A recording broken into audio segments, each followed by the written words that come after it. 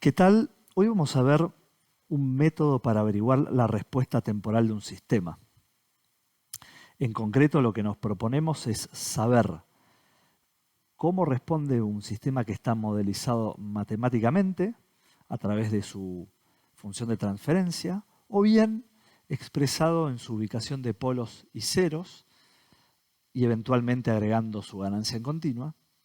Y a ese sistema lo queremos excitar con una determinada entrada y por último averiguar cómo responde ante esa determinada entrada. ¿Cuál es su respuesta temporal?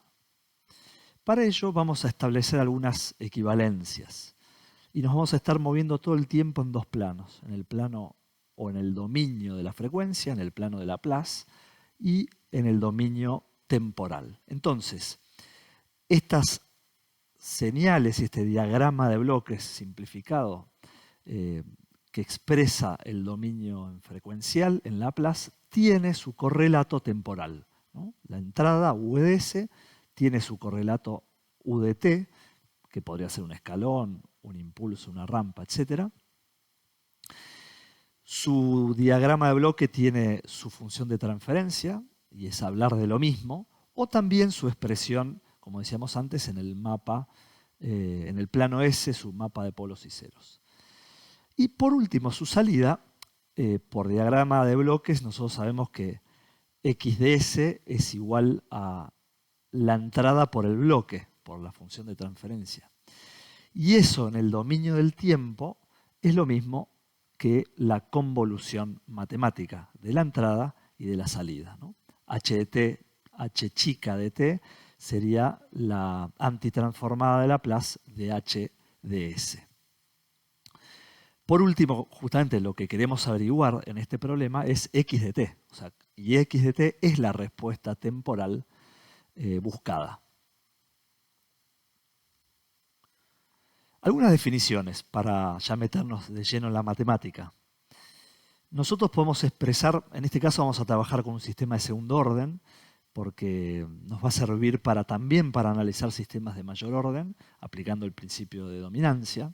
Entonces, si conocemos cómo responde un sistema de segundo orden, vamos a estar en condiciones, también por aproximación, de saber la respuesta aproximada de otros sistemas más complejos.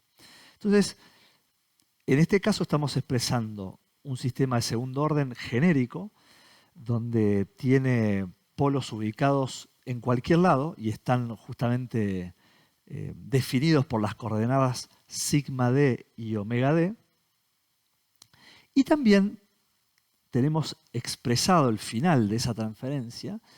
Estamos mostrando la forma estándar en la cual representamos un sistema de segundo orden, que va a ser muy útil para un montón de ejercicios para entender cómo se comporta un sistema de segundo orden, para sacar sus parámetros, en definitiva.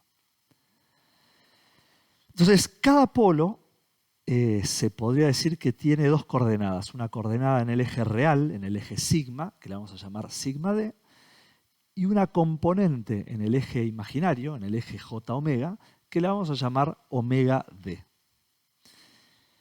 La composición de esas dos componentes va a estar representada por omega n, ¿no? Que sería como la hipotenusa, ¿no? De esas dos proyecciones.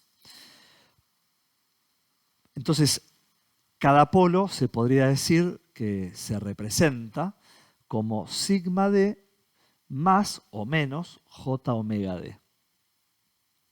Y a su vez, sigma d es igual a psi por omega n, y omega d es omega n por la raíz cuadrada de 1 menos psi al cuadrado.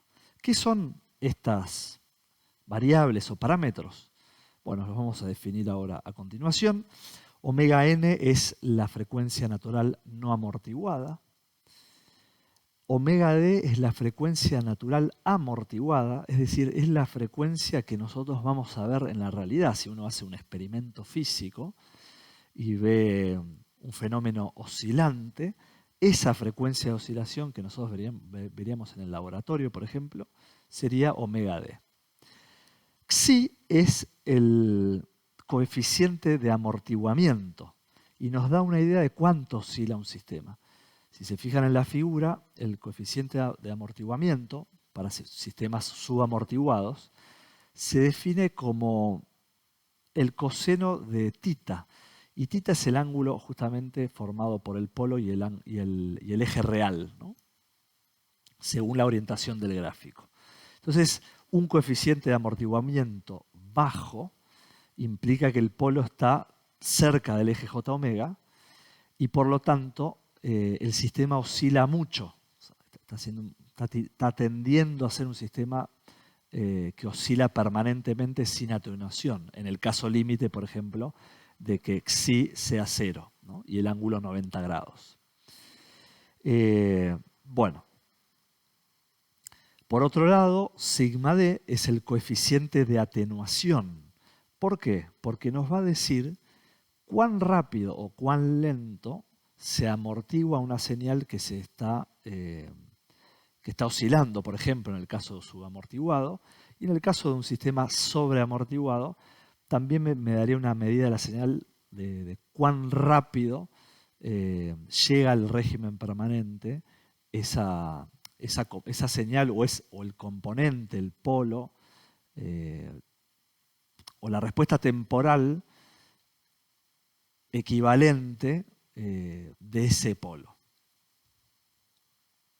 Entonces nos metemos de lleno en el método para obtener la respuesta temporal de un sistema ante una determinada entrada. Entonces ese método se va a componer de dos pasos. El primer paso va a ser sacar la expresión en Laplace de la salida del sistema, x de s. Y esa salida pasarla a fracciones simples. De esa manera desagregamos x de s, que podría tener una complejidad grande, podría tener un alto orden inclusive. Dividir ese problema en problemas más simples, es decir, en un montón de términos sumados que serán de orden 1 u orden 2 a lo sumo, y que para nosotros van a ser fáciles de entender y además fáciles de antitransformar utilizando una tabla de transformadas de Laplace. El segundo paso sería antitransformar cada término para obtener finalmente la expresión de x de t, que es la respuesta temporal, es la salida del sistema para la entrada en cuestión. Entonces, apliquemos esos dos pasos y supongamos en concreto ahora que la entrada es un escalón. También supongamos el caso en que la función de transferencia modelizada tiene polos complejos conjugados. Empezamos por aquí porque es el caso quizás más difícil de entender y si se entiende este se van a entender casos más simples. Expresamos entonces la salida x de s. En este caso, como es un escalón, tenemos la componente a sobre s. A sería la amplitud del escalón y puede valer cualquier valor distinto de 0. Y después h de s la expresamos según la forma estándar, ¿no? La forma estándar donde se ve claramente la ubicación de los dos polos complejos conjugados. Primer paso, sacamos fracciones simples, expresamos x de s en fracciones simples. Cuando lo hacemos, justamente lo que aprendimos en análisis es que en el caso de tener polos complejos conjugados, se representa justamente la parte que tiene complejos conjugados como una transferencia donde arriba tenemos un 0, tenemos beta s más gamma, y abajo, bueno, en este caso la forma estándar, los polos complejos conjugados. La otra componente es simplemente la que va a corresponder al escalón, a sobre s.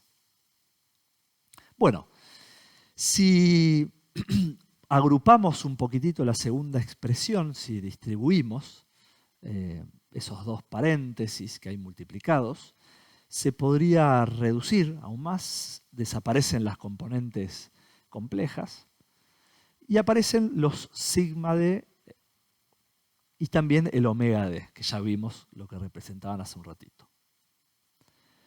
Claro, si recordamos que sigma d está relacionado con xi, que es el coeficiente de amortiguamiento, y omega n, que es la frecuencia natural no amortiguada, y recordamos que omega d, que es la frecuencia natural amortiguada, depende a su vez de omega n y xi, que es el coeficiente de amortiguamiento, podríamos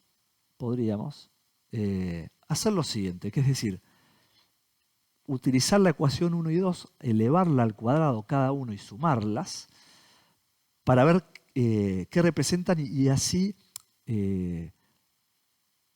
simplificar más aún la expresión de x de s.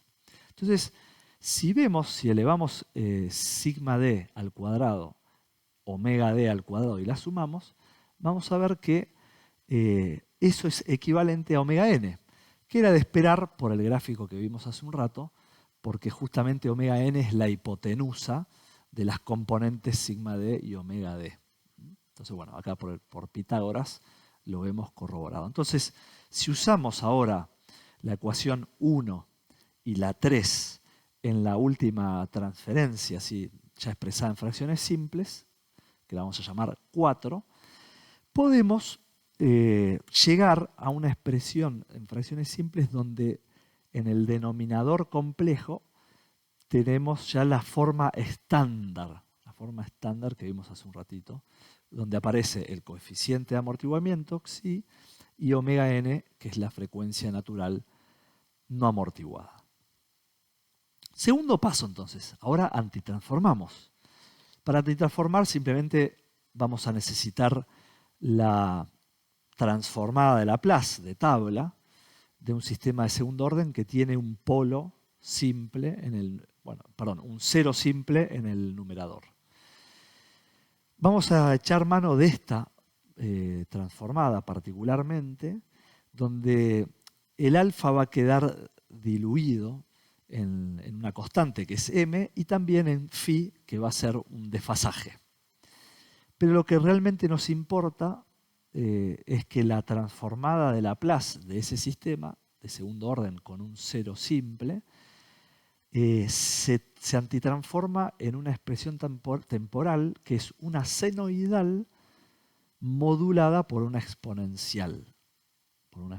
Y justamente los parámetros, no son cualquiera, los parámetros de esa exponencial va a ser sigma d o su equivalente, que es el coeficiente de amortiguamiento por omega n, y la frecuencia de oscilación va a ser el omega d, justamente el que dijimos hace un rato, que es el que se va a ver en la realidad si uno midiese esa oscilación. La expresión x de s, última que está en la pantalla, no es exactamente igual a la que figura en la transformada de Laplace. Si se fijan en el numerador, el beta está multiplicando la s, y en la transformada de Laplace la s está sola. Pero bueno, no sería difícil llevarlo esa expresión, sacando como factor común beta y aplicando las equivalencias correspondientes para que nos dé bien. Si avanzamos entonces y aplicamos las antitransformadas de Laplace, el escalón justamente A sobre S se antitransforma como A, y el segundo término, bueno, según la transformada que vimos. Entonces, podríamos decir que, en definitiva, la respuesta temporal, si uno la quiere graficar a partir de tiempo igual a 0, es una continua o mejor dicho, una senoidal modulada por una exponencial que está montada sobre una continua de valor a. Y a todos le pusimos u, donde u es un escalón unitario, para justamente asegurar y dejar claro que nuestra señal, nuestra respuesta temporal, comienza en t igual a 0. Entonces, de esta manera llegamos a una expresión genérica de cómo responde un sistema de segundo orden ante una entrada de tensión de tipo escalón. Entonces, resumamos el método. Teníamos una transferencia genérica HDS, teníamos una entrada UDS, en este caso elegimos un escalón, pero podría haber sido otra cosa, y queríamos averiguar cómo se comportaba la salida. Expresamos su salida en función de transferencia o en expresión de Laplace. El primer paso era pasar esa expresión a fracciones simples y acomodando los términos para que pueda uno aplicar alguna de las transformadas estándares de Laplace conocidas. Antitransformamos y llegamos a la expresión de la respuesta temporal del sistema.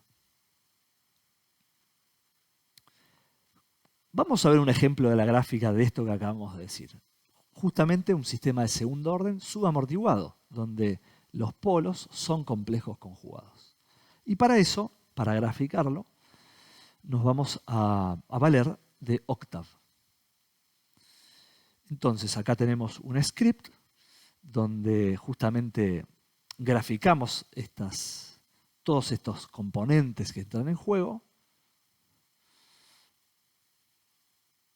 Y agrandando la pantalla vemos la envolvente punteada de negro, la envolvente de arriba, la envolvente de abajo, bueno, las dos serían toda la envolvente, y la señal que sería x de t en azul, ¿no? Esta sería cómo responde este sistema sobreamortiguado a una determinada ubicación de polos arbitrarias que elegimos.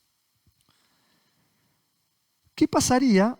Porque para este caso nosotros elegimos un sigma d que esté en -1, ¿no? Y además un omega d que esté en 1. Es decir, que el polo, si se fijan en la pantalla, en la ventana de comandos, estaría ubicado en -1 más -1, los dos polos. Vamos a cambiar la ubicación ahora de la componente real de los polos, para ver la diferencia y además graficar esa respuesta sobre la misma gráfica anterior, para que se vea la diferencia. Acá se puede ver en rojo la nueva respuesta equivalente, la nueva envolvente. Van a ver que ahora esa envolvente converge a su valor final y estable de manera más rápida. Y es lógico porque yo aumenté el módulo, el sigma d. Es decir, me alejé del eje j omega. Entonces, ese sigma d, como justamente es es el exponente de la exponencial y además es negativo, bueno, se puede ver que el sistema responde de manera más rápida. Vamos a copiar justamente esta figura y vamos a pegarla, a ver si nos deja, en esta gráfica, y después agrandarla.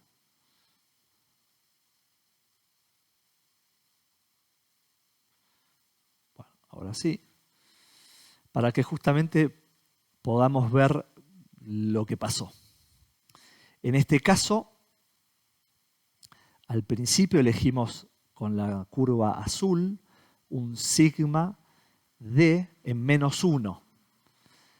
Entonces nos dio un sistema que responde y se estabiliza más o menos en 5 segundos. En segundo lugar elegimos un sigma d en -3, o sea, más grande en módulo, más negativo, en valor absoluto, es decir, se alejó del eje j omega, y respondió más rápido el sistema. Y es la curva representada con color rojo.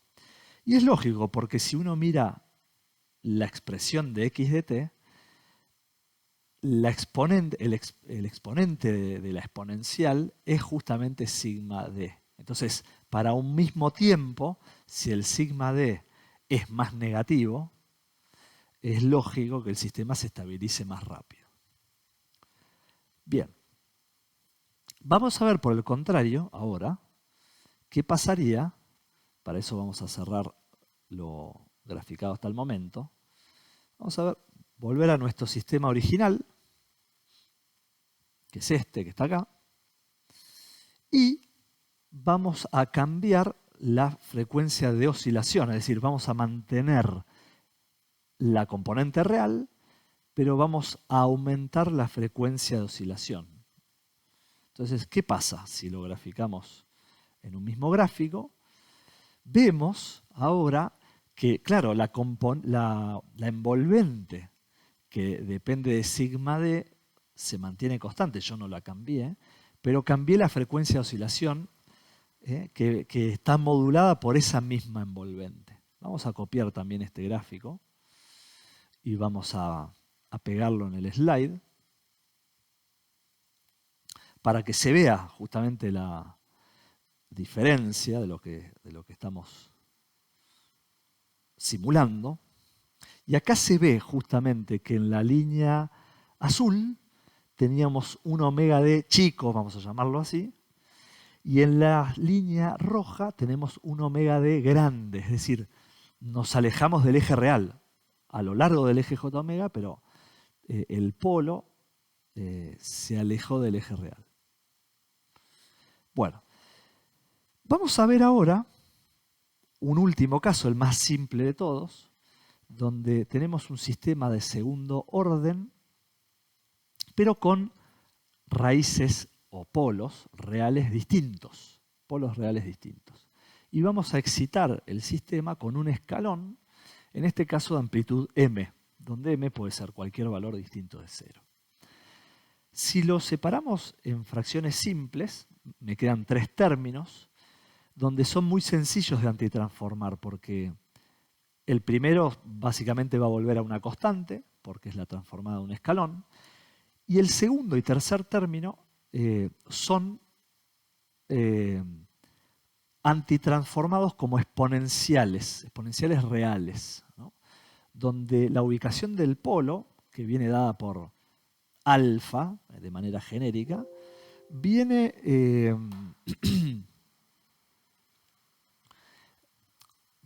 a dar como una especie de constante de tiempo, o está relacionada con una constante de tiempo, de esa exponencial equivalente. Es decir, uno ya podría intuir que si el alfa es más grande en módulo, esa exponencial se va a extinguir a más velocidad a lo largo del tiempo. Y por el contrario, si ese alfa fuese más chico, es decir, si ese polo se acercase al eje j omega, esa exponencial va a tardar más tiempo en extinguirse, asintóticamente a 0. Entonces, ¿cómo sería el gráfico, la respuesta temporal de este caso? Para ello hay que tener en cuenta lo siguiente, que es, si uno mira la expresión de x de t, uno ya sabe que si le aplica el límite de tiempo de t tendiendo a infinito, uno sabe que el segundo y el tercer término, los dos términos de exponenciales van a terminar tendiendo a 0, porque son exponenciales negativas. Acá ya se está poniendo el sigma d en módulo. Y que finalmente el último término que va a sobrevivir es a, ¿no? Es decir, el sistema va a tender a un valor constante. Por otro lado, si uno saca los valores de a, b y c, según la regla de las fracciones simples, una de las cosas que uno enseguida va a llegar a... Las ecuaciones van a decir que a más b más c son igual a 0, con lo cual el sistema arranca en 0. Lo cual es lógico, está sin energizar el sistema en tiempo inicial. Entonces vamos a simular ahora este segundo caso, también en Octave, en otro script, donde vamos a suponer dos ubicaciones de polos reales, una sería en -5 y el otro en -1, según nuestra nomenclatura. Y vamos a ver bueno, qué pasa en este caso. Entonces, esta es la curva que obtenemos. Vamos a ahora copiarla a nuestra presentación, justamente para que podamos ver la formulita al lado, bien clara.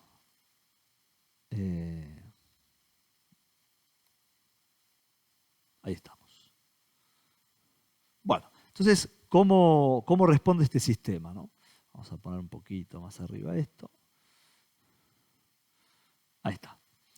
¿Cómo responde nuestro sistema? X de t es la curva azul, esa es la respuesta total.